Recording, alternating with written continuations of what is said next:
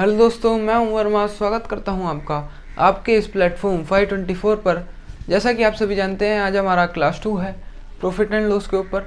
First class हम complete कर चुके थे, जिसमें कि हमने बेसिक कॉन्सेप्ट प्रॉफिट लॉस के डिस्कस किए थे। आज कुछ नए कॉन्सेप्ट मैं लेकर आया हूँ आपके लिए। आइए स्टार्ट करते हैं क्लास सेकेंड का फर्स्ट। ये है आज की क्लास का फर्स्ट क्वेश्चन। आइए देखते हैं। Cost price of 100 books are equal to selling price of 60 books, then the gain or loss percent. इसका हिंदी जो मतलब है वो है कि 100 किताबों का क्रय मूल्य 60 किताबों के विक्रय मूल्य के बराबर है, तो बताइए लाभ या हानि प्रतिशत कितनी है। यानी 100 किताब हम जितने की खरीदते हैं उतने की ही हम 60 किताब बेच देते हैं, तो बताइए हमें लाभ हुआ या हानि हुआ, और हुआ तो कितने प्रतिशत हुआ है। साफ सी बात है भाई, सभी को पता है अगर हम जितने की 100 किताब खरीद रहे हैं हमने उतने की ही 60 ही किताब बेच दी, तो बची हमारे पास 40 किताब जो कि हमारी बचत की हैं। साफ बात है, सबको पता है कि लाभ ही होगा। हमें निकालना है कितने प्रतिशत का लाभ है। आइए देखते हैं कैसे निकलेगा। मैंने आपको बताया है, देखिए इसमें थोड़ा अलग तरीका है भाई। 100 किताब का क्रय मूल्य यानी कॉस्ट प्राइस, मैं लिखता हूँ सीपी। सीपी का मतलब है यहाँ से कॉस्ट प्राइस का मतलब है क्रय मूल्य, और एसपी का मतलब है सेलिंग प्राइस, यानी जितने पे बेची गई वो है विक्रय मूल्य। तो 100 किताबों का यानी सीपी इंटू 100, यानी 100 किताबों का क्रय मूल्य किसके बराबर है, 60 किताबों के सेलिंग प्राइस या फिर विक्रय मूल्य के बराबर है। हमें ये बात का ये रेशियो है, हमें ये लिखना है। ये साफ बात है कि 100 किताबों का क्रय मूल्य 60 किताबों के विक्रय मूल्य के बराबर है। तो सीपी यहाँ से इसे काटते हैं भाई, 1 0 से 1 0 कट गई, और 5 और यहाँ से 3, ठीक है। तो सीपी बाय एसपी का रेशियो अगर हम निकालने जाएंगे तो जो वैल्यू जिसकी है, हमेशा याद रखना, जो वैल्यू जिसके साथ है यानी सीपी के साथ 5 है तो हमेशा ये 5 एसपी के साथ जाएगी। जो वैल्यू जिसकी है वो उसके पास नहीं रहेगी, तो यहाँ से सीपी के साथ 5, यहाँ से आ जाएगी 3। यानी इससे साफ पता लगता है कोई चीज़ हम 3 की खरीद रहे हैं 5 की बेच रहे हैं, यानी प्रॉफिट है सीधा भाई साहब। तो प्रॉफिट कितने का है, रेशो से हमें पता लग जाता है 2 रुपये का प्रॉफिट है। कोई चीज़ 3 की खरीद कर 5 की बेचते हैं, क्योंकि 3 सीपी है 5 एसपी है। 2 का प्रॉफिट हुआ। अब प्रॉफिट परसेंट निकाल देते हैं, प्रॉफिट परसेंट या फिर लाभ प्रतिशत। लाभ प्रतिशत मैंने आपको बताया है, प्रॉफिट या लॉस हमेशा सीपी पे होता है, यानी क्रय मूल्य या फिर लागत मूल्य पे होता है। तो प्रॉफिट हमें हुआ 2 रुपये का, लागत मूल्य 3 रुपये। यहाँ से लागत मूल्य ये है, लागत मूल्य 3 रुपये है इंटू 100, यानी 200 बाय 3। तो मेरे हिसाब से इसका आएगा 66 होल 2/3%। ये है आपका प्रॉफिट परसेंट, ये आपका प्रॉफिट परसेंट आ गया। ये था आपका फर्स्ट क्वेश्चन। पसंद आया हो तो लाइक जरूर कीजिए। फर्स्ट क्वेश्चन को नोट कीजिए, तब तक सेकंड क्वेश्चन रेडी करता हूँ। यह है दोस्तों क्वेश्चन नंबर सेकंड। बड़ा ही अच्छा सवाल, बड़ा ही कॉन्सेप्ट को, सभी कॉन्सेप्ट आगे के पीछे के सभी दोहराए जाएंगे इसमें। आइए देखते हैं। Printed price of an article is 40%। Hindi में पढ़ता हूँ। किसी वस्तु का अंकित मूल्य उसके क्रय मूल्य से 40% अधिक है, तो कितनी प्रतिशत, कितनी छूट दी जाए, कितनी प्रतिशत लिखना भूल गया, कितनी प्रतिशत की छूट दी जाए कि वह 12% लाभ कमा सके। बड़ा ही अच्छा सवाल है। आइए समझते हैं, इसे अपनी भाषा में समझा देता हूँ। जैसे कि देखिए, अंकित मूल्य को कहा जाता है जो एमआरपी उस पर लिखा जाता है। जैसे कि उसने कहा है एमआरपी, तो अंकित मूल्य उसने 40% अधिक लिखा है। यानी अगर कॉस्ट प्राइस उसका 100 था, समझिए अगर कोई चीज़ मैंने 100 रुपये की खरीदी थी, तो मैंने उस पर जो उसका अंकित मूल्य यानी एमआरपी जो लिखा है वो 100 रुपये ना लिखकर 140 लिखा है। सभी को पता है भाई, सीपी तो कोई बताएगा नहीं। सीपी तो यानी जितने की मैं कोई चीज़ खरीदता हूँ उतनी की तो बेचेंगे नहीं, तो उस पर बढ़ा के ही बेचेंगे। इसीलिए उसने बढ़ा के जो एमआरपी लिखा है 40% अधिक, यानी 100 का 40% अधिक, यानी 140 लिखा है। समझ गए बात। 100 रुपये की कोई चीज़ खरीद कर 140 उसने उस पर लिख दी। तो उसके बाद उसने कहा कि कितनी छूट दी जाए उस पर। भाई कोई लेडीज आ गई होगी, उसने कहा कि कितने % छूट दी जाए कि वह 12% का लाभ कमा सके छूट देने के बाद भी। आइए समझते हैं। मानिए ऐसे में हमेशा 100 मानते हैं। अगर CP, SP, MRP कुछ भी मानने की बात हो तो हमेशा 100 मानिए। यहाँ मानते हैं CP 100। अगर 100 रुपये का कोई आर्टिकल था और भाई MRP भाई साहब ने 40% अधिक यानी 140 लिख दी। समझिए बात को, 140 MRP लिखी गई उस पर। उसने कहा कि कितने प्रतिशत की छूट दी जाए कि 12% का प्रॉफिट हो। अब 12% के प्रॉफिट का जो मतलब है, 12% का प्रॉफिट या फिर लाभ का मतलब जो है, लाभ 12% का लाभ का मतलब है उसे वह चीज 12% अधिक में बेचनी होगी, यानी 112% में। तो 100 का 12% अधिक यानी 112 में भी अगर बेच देगा 12% का प्रॉफिट आराम से कमा लेगा। 12% अधिक, यही तो है ना भाई। कोई चीज 100 की खरीदी थी, 12% के प्रॉफिट पे बेचनी है तो यानी 112 पे बेचेगा। तो 112 पे बेचेगा, उसके बाद उसे उतना ही लाभ कमाना था, बस 12%। तो 112 पे बेचेगा तब भी 12% का लाभ हो जाएगा। तो यानी जो है 140, अगर 140 की बजाय वो उसे 112 की भी बेच देगा तो उसे 12% का लाभ आराम से हो जाएगा। यानी ये उसने जो बीच के इनके हैं, जो इनका अंतर है वो इसने एक्स्ट्रा लिखे हैं, तो वो ही डिस्काउंट हम दे देंगे। तो यानी डिस्काउंट कितना देंगे ये आप सभी समझ गए होंगे कि 140 उसने लिखा है, पर 112 पे बेचने पर भी उसे 12% का लाभ हो रहा है। उसने कहा चलो मैं छोड़ देता हूँ बाकी के पैसे, तो मैं बाकी की आपको छूट देता हूँ। उसने मन में सोचा कि मुझे तो यार 112 पे भी लाभ होता है, तो मैं छोड़ देता हूँ बाकी के पैसे। तो 112 से यानी 28 रुपये की उसने मैडम जी को या फिर भाई साहब को छूट दे दी, जो उसकी दुकान पर खरीदने आए थे। उसने उन्हें कितने की छूट दे दी? उसने उन्हें 28 रुपये की छूट दे दी। हमें छूट प्रतिशत निकालना है, तो आइए यहाँ से निकालते हैं डिस्काउंट प्रतिशत, डिस्काउंट परसेंट या फिर छूट प्रतिशत। मैंने आपको बताया है छूट हमेशा MRP पे दी जाती है। कितने की छूट है? 28 रुपये की छूट है। MRP कितना है? 140 इंटू 100। यहाँ से इसे काट कर 14 2 28, सीधा निकलेगा 20% की छूट। तो भाई मैडम जी हो गई खुश कि भाई आपने मुझे 20% की छूट दे दी। पर मैडम जी को कहाँ पता है कि 20% की छूट देने के बाद भी भाई साहब तो 12% कमा रहे हैं। ये था आपका क्वेश्चन नंबर 2। नोट कीजिए, तब तक नेक्स्ट क्वेश्चन रेडी कर। देखिए दोस्तों, ये है क्वेश्चन नंबर 3, जो कि उससे भी अच्छा क्वेश्चन है। देखते हैं इसे फिर दोबारा से। एक व्यापारी किसी वस्तु पे उसके क्रय मूल्य से 50% अधिक लिखता है, यानी उसका अंकित मूल्य जो है उसके क्रय मूल्य से 50% अधिक है, यानी उसका जो CP MRP है उसके CP से MRP जो है उसने CP से फिर से 50% अधिक लिखा है। अब तक ये बात है, और 10% की छूट पर बेच देता है, तो लाभ प्रतिशत बताइए। अब उसने छूट की प्रतिशत भी दे दी, थोड़ा क्वेश्चन को घुमा दिया है, तो बताइए लाभ प्रतिशत कितनी है। आइए फिर वही से स्टेप भाई। CP अगर मान लिया हमने CP 100 था और उसने MRP जो था वो लिखा था, अगर MRP वो लिखेगा 150, क्योंकि 50% अधिक लिखने का मतलब है 100 का 50% बढ़ा दो यानी 150। ये बात आप सभी को मैंने अच्छी तरीके से क्लियर करा चुकी है, क्योंकि हम परसेंटेज चैप्टर भी कर चुके हैं। तो 150 उसने लिखा था, उसके बाद उसने कहा 150, उसने 10% की छूट भी दे दी। तो छूट हमेशा MRP पे दी जाती है, ये आप सभी जानते हैं। तो 150 MRP है, 10% का छूट का मतलब सीधा निकालिए। अब हम इतना टाइम नहीं लेंगे। तो छूट कितने की दी गई होगी, यानी छूट कितने की दी गई होगी? 10%। 150 का 10% यानी 15 की छूट।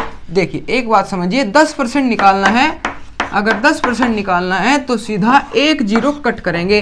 10% निकालना है तो 1 0 काटेंगे, अगर 1% निकालना है तो 2 0 कटेंगी। ये बात हमेशा ध्यान रखने की है। डायरेक्ट ट्रिक ऑफ परसेंटेज या फिर परसेंट निकालने की। यहाँ से हम इसे मिटा ही देते हैं वरना ये गड़बड़ करेगी। 10% निकालना है तो 1 0 काटिए, 1% निकालना है तो 2 0 काटिए। ऐसे ही हमने 10% निकालना था, सीधा 1 0 काट दी तो 15, यानी 15 की उसने छूट दी होगी। तो अब 15 की छूट के बाद अगर MRP था 150 का, 15 की छूट दी तो सेलिंग प्राइस यानी बेच कितने का दिया होगा? 150 माइनस 15, 135 का उसने बेच दिया। यहाँ पे लिख देता हूँ 135 का बेच दिया, 135 रुपए में बेच दिया होगा तो 135 का बेच दिया। अगर 100, अब पूछा है लाभ प्रतिशत बताइए, कोई चीज 100 की खरीद के 135 की बेचते हैं, सीधा का सीधा लाभ कितना हुआ, लाभ कितना हुआ, लाभ प्रतिशत कितना हुआ, 35% का।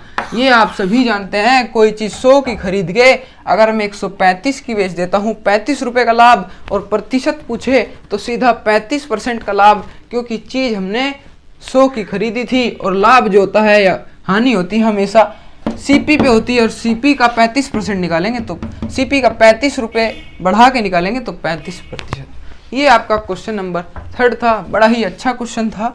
एक बात और ध्यान रखने की है, जैसे मैंने आपको बताया है 10% निकालना हो तो 1 0 काटिए। ऐसे ही अगर 20% कह देता, जैसे कि हमने कहा 10% निकालने पे, अब समझिए 10% निकालना हो तो 1 0 कट करेंगे, यानी अगर 150 का, ऐसे ही 150 का 10% निकालना है, 150 का 10% सीधा 1 0 कट की। अगर 20% निकालना है तो सीधा 10% का दुगना, 20% निकालना है तो 10% इंटू 2 यानी 15 दूनी 30। ऐसे ही 30% निकालना है तो 10% का 3 गुना, तो 15 तिया 45। सीधे निकाल सकते हैं, कोई झंझट नहीं है। 10% निकालकर जितना परसेंट पूछा गया हो, अगर 25% पूछा गया हो तो ऐसे ही कर देंगे, 25% यानी 20 पे लाएंगे, पहले 20 लाकर 30 आ जाएगा, 15 दूनी 30, यानी 10% अगर 15 है, 20% हो जाएगा 30, और अब निकालना है 25, यानी 10 का आधा, 15 का आधा 7.5, तो 25 में अगर 7.5 जोड़ेंगे तो 32.5 शायद कुछ आएगा, तो 25% भी आ जाएगा। ये था आपका क्वेश्चन नंबर 3, इसे नोट कीजिए। तब तक 4th क्वेश्चन लेकर आता हूँ। देखिए दोस्तों, क्वेश्चन नंबर 4, एक व्यापारी किसी वस्तु के क्रय मूल्य से 20% अधिक मूल्य लिखता है। यानी अगर किसी आर्टिकल, कोई भी वस्तु है, अगर वो 100 रुपए की है तो वह भाई साहब 120 लिखते हैं, पर 10% की छूट भी दे देते हैं बाद में। पहले तो अधिक लिख दिया, उसके बाद 10% की छूट भी दे दी, तो बताइए उस ब्लैक बोर्ड का क्रय मूल्य क्या होगा जिसे उसने 216 में बेचा होगा। यानी बताइए वो उसने कितने का खरीदा होगा, यानी कॉस्ट प्राइस जितने के खरीदते हैं उसे कहते हैं क्रय मूल्य। ये पूछा गया है। तो देखिए ऐसे ही करेंगे जैसे हम करते आ रहे हैं। जैसे सीपी मान लिया हमने भाई साहब का 100 रुपये था, यहाँ पे लिया, फिर स्पेस कम पड़ जाता है इसलिए हम लिखेंगे अब थोड़ा साइड, ठीक है ना। यहाँ पे लिखिए जैसे सीपी, और ये आ गया आपका, लिखते हैं भाई साहब एमआरपी। तो सीपी अगर 100 रुपये का था भाई साहब, 20% अधिक लिखते हैं यानी 120 लिखते हैं। फिर डिस्काउंट भी दे देते हैं। डिस्काउंट कितना देते हैं जी? डिस्काउंट देते हैं 10%, तो 10% डिस्काउंट दिया जाएगा एमआरपी पे, तो डिस्काउंट देते हैं 12 का, यानी 120 का 10% आ जाएगा 12 रुपये, यानी 12 का डिस्काउंट देते हैं। तो 12 का डिस्काउंट देने के बाद अगर एमआरपी 120 का है और 12 का डिस्काउंट दे दिया तो बेचेंगे कितने का, यानी सेलिंग प्राइस या फिर विक्रय मूल्य। हिंदी में लिख देता हूं, देखिएगा, विक्रय मूल्य, यानी बेच दिया कितने का। अगर 120 के सामान पे 12 का डिस्काउंट दे दिया तो जायज सी बात है 108 रुपये का बेच दिया होगा, 108 रुपये का बेच दिया होगा। तो देखिए हमारे हिसाब से 108 का बेच दिया और इनके हिसाब से 216 का बेच दिया, तो हमारे हिसाब से 108 पॉइंट का बेच दिया, उनके हिसाब से 216 का बेच दिया। 1 पॉइंट सीधा सीधा 2 रुपये, 1.2 रुपये। तो कॉस्ट प्राइस बताइए किसका क्या होगा? विक्रय मूल्य क्रय मूल्य निकालना है या फिर लागत मूल्य निकालना है। मैंने आपको बताया है हर चीज अपने आप में 100% होती है, तो क्रय मूल्य भी 100%, तो यानी 200 रुपये। 100% 1.2 रुपये का, तो 100 पॉइंट यानी 100% कितने का आ जाएगा? 200 रुपये का, यानी आपका क्रय मूल्य आ गया 100। आप इसे चेक भी कर सकते हैं आंसर को, देखिए कैसे। 200 रुपये का आपका, यानी उसने 200 का ब्लैक बोर्ड खरीदा था, जो कि उसने, देखिए अब 200 का खरीदा था, जो कि उसने क्या किया, पहले 20% अधिक लिखा। तो 200 का 20% यानी 2 दूनी 4, 40 रुपये, यानी उसने लिखा 200 से 240। उसके बाद 240 पे उसने 10% का डिस्काउंट भी दे दिया, यानी 24 रुपये फिर डिस्काउंट दे दिया। तो फिर कितने का बेच दिया? 24 रुपये डिस्काउंट देने के बाद अगर 240 पे 24 का डिस्काउंट देगा तो सीधी सी बात है 216 का बेचेगा, जो कि क्वेश्चन में कहा है। तो अगर ये आ गया, ये मैच हो गया, यानी हमारा आंसर क्या है? बिल्कुल ठीक है। ये था आपका क्वेश्चन नंबर 4, जो कि एक अच्छा सवाल था, इसे नोट कीजिए। तब तक नेक्स्ट क्वेश्चन लेकर आता हूँ। यह है दोस्तों क्वेश्चन नंबर 5। आइए देखते हैं, एक व्यक्ति को एक वस्तु 450 रुपये में बेचने पर 10% की हानि होती है। ओहो हो, हानि हो गई भाई। तो अगर वह उसे 540 रुपये की बेचे तो कितने प्रतिशत का लाभ या हानि होगा। एक बात ध्यान रखने की है, एक कॉन्सेप्ट यहाँ से रिवाइज हो रहा है बड़ा अच्छा। देखिए 450 की बेच रहा है और 10% की हानि हो रही है, यानी अगर हमें किसी चीज़ पे हानि हो तो यानी उसका मतलब है हमने उससे उसकी औकात से कम में बेच दिया। सीधी सी बात है, अगर 450 के बेचने पर भी उसे 10% की हानि हो रही है, यानी उसने उसे उसकी औकात से कम में बेचा होगा। तो कितना कम में बेचा होगा, देखिए 10% की हानि हुई, यानी 10% कम में बेचा होगा, यानी 90%। यहाँ लिखता हूँ, यानी 90% में बेचा होगा। हमारे हिसाब से 90% बेचता है, क्वेश्चन के हिसाब से 450 में बेचता है। तो 1% सीधा निकालेंगे तो यहाँ से 9 5 जा कटेगा तो 5, तो 1% सीधा आ जाएगा 5। 1% आ गया 5 रुपये का। तो कॉस्ट प्राइस, अब 100% निकालते हैं, तो यानी 100% यानी कॉस्ट प्राइस यानी क्रय मूल्य।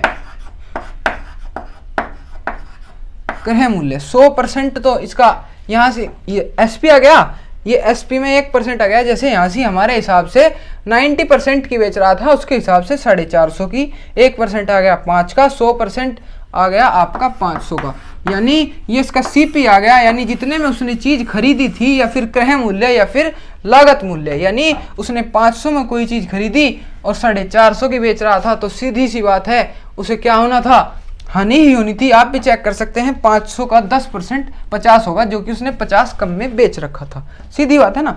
उसके बाद अब देखिए, उसके बाद उसने कहा है कि उसे कितने की बेची जाए, नहीं वह उसे 540 की बेचे तो कितने प्रतिशत का लाभ या हानि होगा। अब देखिए 500 की उसने खरीदी है, 540 की बेचता है, तो साफ बात है लाभ होगा।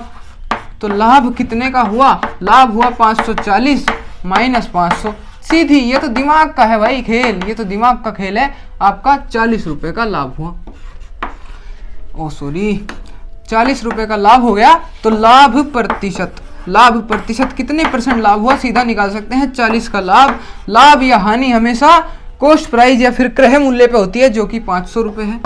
तो 500 इंटू 100, यहाँ से सीधा काटेंगे तो 5 8 40, यानी 8% का लाभ भाई साहब कमा चुके हैं। फिर भी बिल्कुल ऐसा काम कर रहे हैं, तो 8% का लाभ हो गया। ये आप क्वेश्चन देख सकते हैं। इसमें बहुत सी कैलकुलेशन जो थी, जो कि हम दिमाग में बिना लिखे बिना कुछ किए कर सकते थे। सीधा यहाँ से कॉस्ट प्राइस तक भी दिमाग में निकल सकता है। देखिए बिल्कुल सही आंकड़े आपको पेपर में मिलेंगे, ऐसे आंकड़े आपको बिल्कुल भी नहीं देगा जो कि आपका क्वेश्चन फंस जाए। क्योंकि पेपर में क्या है, कोई भी पेपर है 1 से 1.5 मिनट ही मिलती है एक क्वेश्चन को सोल्व करने के लिए। तो एग्जामिनर जो पेपर बनाता है वो भी जानता है कि आप कितने समय में कौन से डाटा से कौन सा क्वेश्चन कर सकते हैं। इसीलिए डेटा आपको ऐसा दिया होता है जो कि एकदम से कट जाए। जैसे आपको अगर 450 दिए होंगे तो 10% यानी 90% सीधा लगा के 90% इक्वल्स टू 450, तो यहाँ से सीधा यहाँ तक तो 500 रुपये सीधा आना था हमें। फिर प्रॉफिट भी आ जाएगा 40 रुपये का, सीधा दिमाग में। इतना काम दिमाग का। लाभ प्रतिशत यहाँ से सीधा निकालेंगे तो 8%। ये कैलकुलेशन हमारी करने की थी, ये सिर्फ ये कैलकुलेशन हमें करनी थी, ये सब दिमाग का काम था। ये ही, इसे ही हम ट्रिक कहते हैं। ट्रिक और क्या है, ट्रिक यही तो है कितना हम दिमाग में कर रहे हैं। ट्रिक भी तो दिमाग से ही बनती है। तो ये सब टाइम कंज्यूमिंग है, ये टाइम लेते हैं, तो यहाँ से हम अपना टाइम कंज्यूम कर सकते हैं। ये था इसका सॉल्यूशन। तब तक देखते हैं क्वेश्चन नंबर 6। आइए देखते हैं, उस वस्तु का लागत मूल्य या फिर क्रय मूल्य निकालिए जिसे 1470 में बेचने पर 16 से ही 2/3% का लाभ हुआ। इंग्लिश में देखिए, find the CP of an article which is sold for 1470 at the profit percent of 16 whole 2/3%। सीधा मतलब है, किसी वस्तु को 1470 में उन्होंने बेच दिया और उन्हें बेचने पर 16 होल 2/3% का लाभ हो गया। तो बताइए कितने की चीज उन्होंने खरीदी थी, जो कि कॉस्ट प्राइस उन्होंने पूछा है। आइए देखते हैं। पहले देखिए 16 होल 2/3%, कुछ बात जमी नहीं, तो पहले इस परसेंटेज को ही फिक्स करेंगे। ऐसे क्वेश्चन में जिसमें परसेंटेज उलट पलट कर आएगी, पहले परसेंटेज को देखेंगे। 16 होल 2/3%, भाई तेरा मतलब क्या है, इसका मतलब है जी 16 3 48 और 250 यानी 50/3%। और प्रतिशत को बदलेंगे नॉर्मल में तो 1/100 करेंगे, तो यहाँ से इसे काटेंगे भाई तो 5 to the 10 यानी 1/6। ये रेशो कहाँ का आया भाई, इसने कहा था कि प्रॉफिट हुआ है यानी लाभ हुआ है, और लाभ प्रतिशत हुआ है, तो लाभ प्रतिशत का फॉर्मूला क्या होता है, लाभ प्रतिशत कैसे निकलता है, लाभ बटे क्रय मूल्य या फिर प्रॉफिट अपॉन सीपी। तो इसका मतलब ये प्रॉफिट है, ये प्रॉफिट का रेशो है और ये आपका सीपी का रेशो है। यहाँ से ये चीज़ निकलती है जो कि रेशो में है। अब यहाँ से प्रॉफिट परसेंट का फॉर्मूला देखिए, ये प्रॉफिट था और प्रॉफिट परसेंटेज भी लिखा था, तो प्रॉफिट परसेंट इक्वल्स टू हमने परसेंटेज को हटाने के लिए कर लिया, तो यहाँ से बचा प्रॉफिट परसेंट। हमेशा प्रॉफिट लिखते हैं ऊपर और नीचे प्रॉफिट हमेशा सीपी पे होता है, तो यानी इसका मतलब ये प्रॉफिट है, ये सीपी है। यहाँ से हमें पता लग गया कि कोई चीज़ 6 की खरीदी थी और 7 की बेच दी, क्योंकि 1 रुपये का प्रॉफिट है ना, कोई चीज़ 6 की खरीदी 7 की बेच दी, यानी एसपी जो हुआ उसका 7 पॉइंट, ठीक है ना, एसपी आ गया 7 पॉइंट, यानी 7 पॉइंट की बेच दी हमारे हिसाब से 7 पॉइंट। और क्वेश्चन के हिसाब से वहाँ पे देखिए कितनी बेची है, क्वेश्चन के हिसाब से बेची है 1470 रुपये की। तो 1 पॉइंट यहाँ से सीधा आ गया, यहाँ से इसे काटेंगे तो 210 यानी 210 रुपये का 1 पॉइंट आ गया, 210 का 1 पॉइंट। अब सीधा निकाल देंगे कि कॉस्ट प्राइस कितना था, पर अब एक बात ध्यान रखने की है, जिसमें रेशो बन जाएगा उसमें कॉस्ट प्राइस कभी भी 100% से नहीं निकलेगा। जैसे हम निकालते थे 1 पॉइंट इक्वल्स टू 210 रुपये आ गया ना, 1 पॉइंट 210 का आ गया, तो 100% या फिर 100 पॉइंट सीधा यहाँ पे 21,000 आ जाएगा। तो ऐसे ही नहीं निकालेंगे, जिसमें 1 पॉइंट की वैल्यू 210 है, जिसमें रेशो होगा, तो उसमें देखते हैं कि कॉस्ट प्राइस कितने पॉइंट है, कॉस्ट प्राइस 6 पॉइंट है, 1 पॉइंट 210 का है, कॉस्ट प्राइस 6 पॉइंट है, तो कॉस्ट प्राइस कितना होगा 210 × 6, तो मेरे हिसाब से इसकी गुणा करेंगे तो 6 दूनी 1260, यानी 1260 जो आ गया, ये आ गया क्रय मूल्य ये आ गया। समझने की बात थी, बड़ा गौर फरमाइए बात पर और क्वेश्चन को नोट कीजिए। ये था आपका क्वेश्चन नंबर 6, देखिए इसे नोट कीजिए। तब तक फिर दोस्तों क्वेश्चन नंबर 7, आइए दोस्त समझते हैं क्वेश्चन नंबर 7 में क्या कहा गया है। एक थोड़ा डिफरेंट वे का अलग कॉन्सेप्ट है, देखिए समझेंगे बड़े आराम से, बड़े प्रैक्टिकली, बड़े ही फील कर मैं आपको क्वेश्चन समझाऊंगा। After selling 40 article a person gets the profit equals to CP of 10 article, find the profit or loss percent. Hindi में देखिए कि एक व्यक्ति को 40 सामान बेचने का लाभ 10 सामान के क्रय मूल्य के बराबर है, यानी तो लाभ या हानि प्रतिशत बताइए।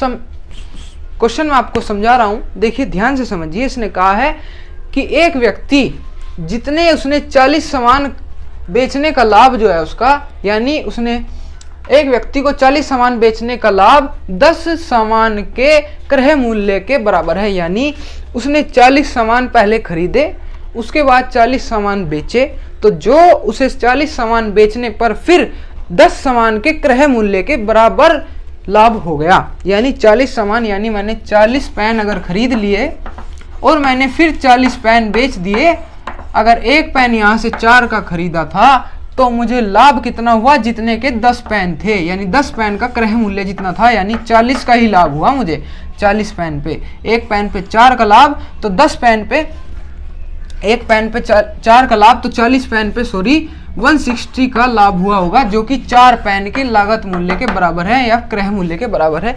ये इसमें कहा गया है। ये था आपका क्वेश्चन। अब आइए समझते हैं क्वेश्चन के हिसाब से, ये मैंने आपको एग्जांपल देके समझा है। एक बात ध्यान रखनी है, 40 सामान पहले खरीदे होंगे, फिर 40 सामान बेचे होंगे, उसके बाद 10 सामान के लागत मूल्य के बराबर लाभ हुआ है। अब इसने कहा है लाभ है तो प्रॉफिट है।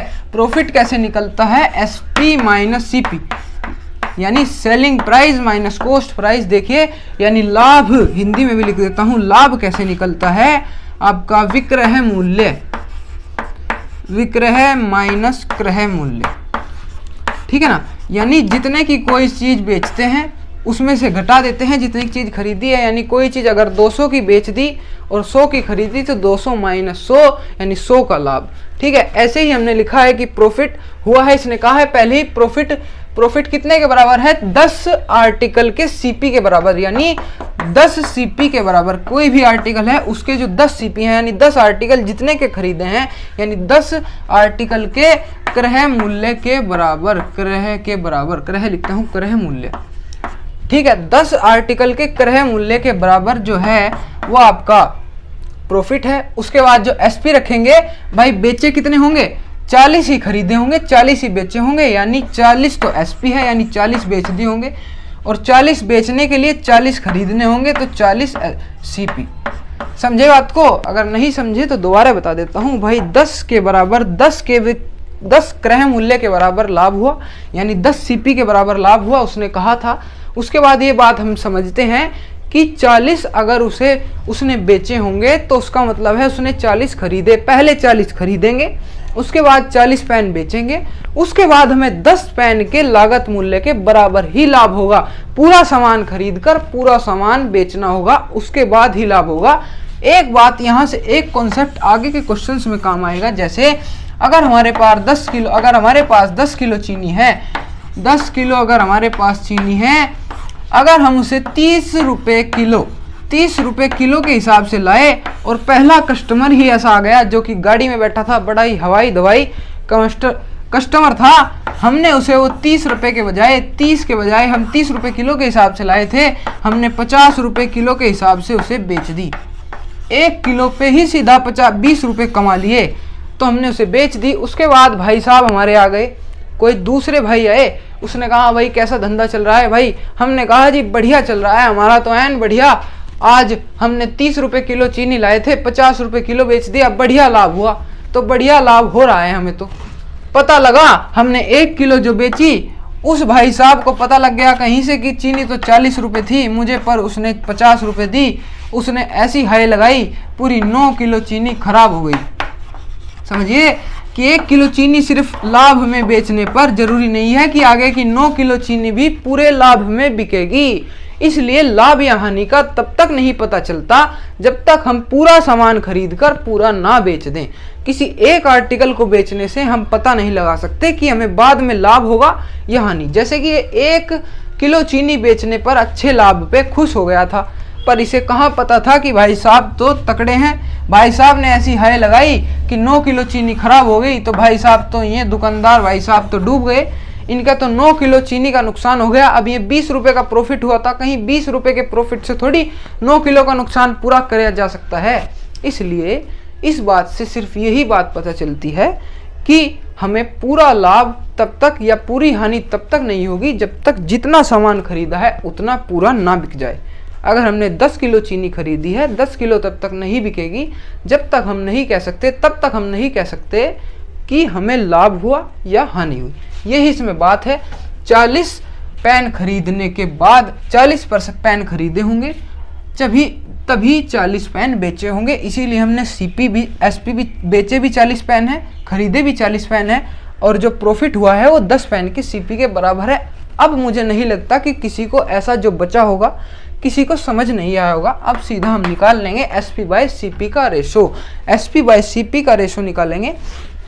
आइए देखते हैं, यहाँ से इसे माइनस करेंगे ना, यहाँ से इसे लाएंगे इधर, तो यहाँ आ जाएगा 50 सीपी इक्वल्स टू 40 एसपी, ठीक है ना। तो अब सीपी बाय एसपी जो इधर होता है उससे उधर लेते हैं, तो सीपी बाय एसपी का रेशो जो आएगा हमारा, सीपी बाय एसपी का रेशो, जो चीज़ जिसकी है वो उसकी नहीं रहेगी। जैसे कि मैंने आपको बताया है, तो सीपी के साथ 50 है, तो सीपी के साथ उधर वाला यानी 40 रहेगा और 50, यानी पता लग गया कि हमने कोई चीज़ खरीदी थी 4 की और बेची थी 5 की, यानी 1 का प्रॉफिट हुआ था, 1 रुपये का प्रॉफिट, 1 रुपये का प्रॉफिट या 1 पॉइंट का प्रॉफिट, कुछ भी कहिए, यानी पता लग गया हमने कोई चीज़ खरीदी थी कितने की, 4 की, और बेच दी 5 की, तो प्रॉफिट कितना हुआ, प्रॉफिट या फिर लाभ कितना हुआ, 1 रुपये का। तो लाभ प्रतिशत निकाल देंगे, लाभ प्रतिशत भैया जी कितना हुआ, 1 का लाभ हुआ, बटे लाभ हमेशा सीपी पे होता है, सीपी है 4 रुपये इंटू 100, सीधा का सीधा 25% का फिर भी भाई साहब को लाभ हो गया। तो इनका लाभ 25% है, इसीलिए हम इस क्वेश्चन को, ये था इसका क्वेश्चन का आंसर। आप अच्छी तरीके से, आशा करता हूँ अच्छी तरीके से समझ गए होंगे। देखिए इसे क्वेश्चन को नोट कीजिए, तब तक नेक्स्ट क्वेश्चन देखते हैं। आज अपनी क्लास को यहीं पर एंड करते हैं। आज हमने की हैं टोटल 7 क्वेश्चंस। कल भी हम न्यू कॉन्सेप्ट पर थोड़े और अपर लेवल के और टफ क्वेश्चंस करेंगे। जैसे कि आप देख रहे हैं कि मैं बिल्कुल लो लेवल से स्टार्ट कर रहा हूं और अपर लेवल तक जा रहा हूं।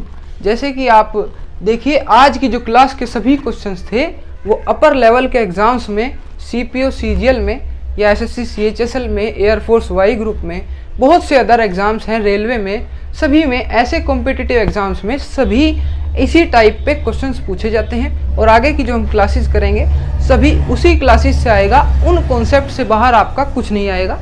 बस थोड़ा मॉडरेट लेवल या टफ लेवल या लो लेवल, लेवल्स की कमी या बढ़त हो जाती है, लेवल्स की परसेंटेज बढ़ जाती है कि बहुत से एग्जाम में लेवल बढ़ जाता है, बहुत से में बिल्कुल लो लेवल आ जाता है, पर आएगा सभी इसी कॉन्सेप्ट से। ये कॉन्सेप्ट से बाहर कुछ नहीं आएगा, ये मेरी गारंटी है।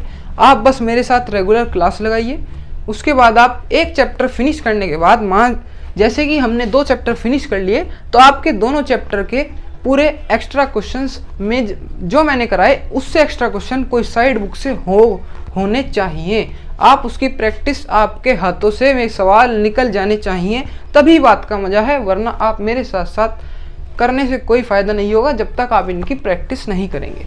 यहाँ ऐसा होगा जब तक आप मेरे साथ करेंगे तो आपको समझ में आएंगे। 10 दिन अगर आपने कॉपी बंद कर रख दी, उसके बाद आप देखेंगे नहीं कि भाई कैसे हुए हैं, ठीक है ना। तो मेरी मानना यही है, रेगुलर प्रैक्टिस कीजिए, मेरे साथ जुड़े रहिए। क्लास पसंद आ रही हो तो लाइक शेयर सब्सक्राइब जरूर कीजिए। Thank you.